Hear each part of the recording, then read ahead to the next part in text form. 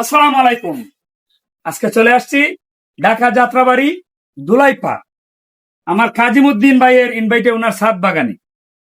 এই যে দুইটা গাছ, আরো এরকম কয়টা গাছ আছে ভাই? অনেক, আরো অনেক। 8-10টা গাছ। এই গাছগুলা ওনাকে আপেল গাছ বইলা কোন নার্সারি মালিক দিছে? আপেল গাছ বইলা দিছে তো? আপেল গাছ বলে দিছি। আপেল গাছ বইলা দিছে। আমাদের সাথে যারা সবুজ প্রেমী কানেক্ট আছেন, আপনারা অবশ্যই কমেন্টে বলে যাবেন এটা কি আসলেই আপেল গাছ নাকি অন্য কোনো গাছ। এটা আপেল গাছ না, এটা আলু বোখারা। যদিও আলু বোখারা হলেও এটা বেজাত আলু বোখারা, এর মধ্যে ফল হয় না।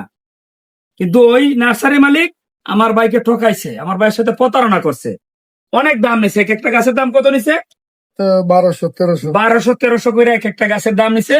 উনি আইনা অনেক শখের বসে ওনার সাথে লাগাইয়া পরিচর্যা করতেছেন, কিন্তু এর থেকে ফল হবে না। কেন এরকম করেন ভাই? আপনার নার্সারি মালিক যারা আছেন, এই যে সবুজ প্রেমী মানুষ যারা আছে, ওনাদের মনে কেন কষ্ট দেন?